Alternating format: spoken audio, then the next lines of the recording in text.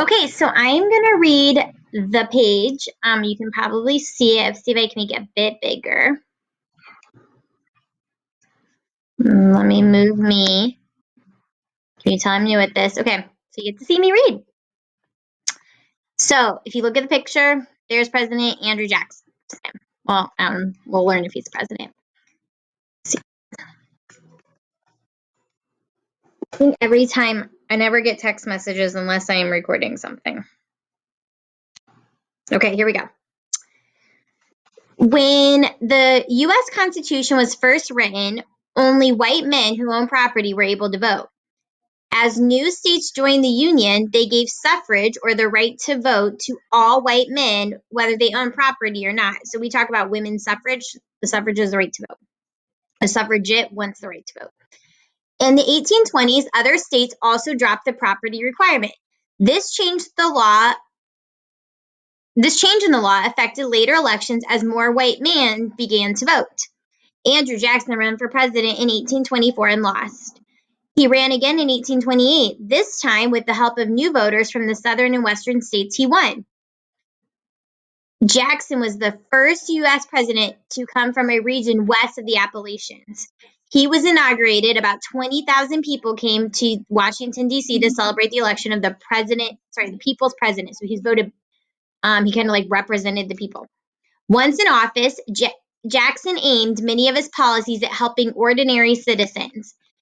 He closed the Bank of the United States because he believed it favored the rich. He also supported lower tariffs or taxes on imports. Lower taxes on imports would mean lower prices, which Jackson thought would help ordinary people. Not ordinary in a bad way, but just like the regular American. Native Americans fight for their homes. In the 1820s and 1830s, the Cherokees, Creeks, Chickasaws, and Choctaws and Seminoles lived in the Southeast. In many ways, the Cherokees lived as the white settlers near them did. They farmed, traded, and lived in towns. A Cherokee named Sequoyah had developed an alphabet in the Cherokee language. The Cherokees used it to create a paper called the Cherokee Phoenix. Today, you can read a version of the Cherokee Phoenix online. That's awesome.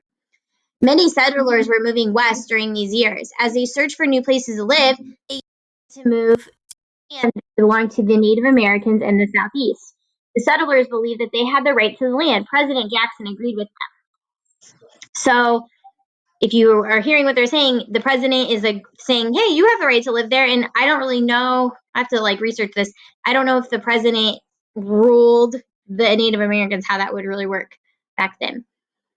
In the 1830s, Congress passed an Indian Removal Act. That just sounds terrible. In the law, it said that Native Americans in the Southeast had to move to a territory west of the Mississippi River. This territory, called the Indian Territory, was in present-day Oklahoma.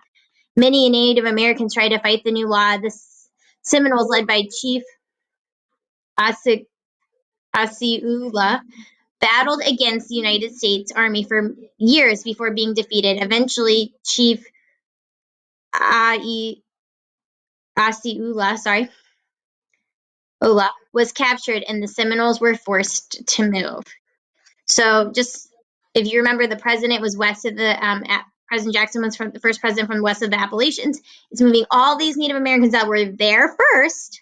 They had the Indian Removal Act. Just sounds, for what reason they got to move there, because the settlers were coming. So that's my.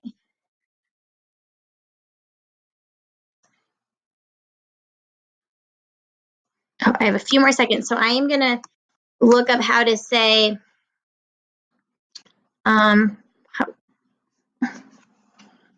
that name.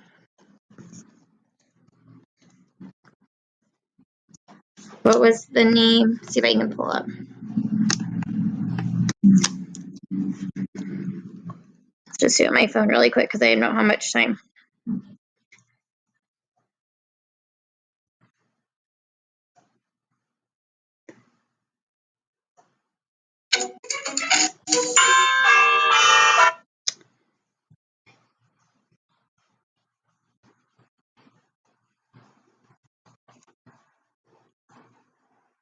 Let's.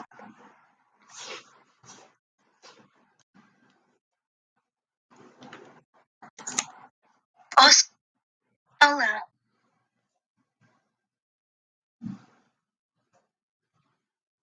Osceola.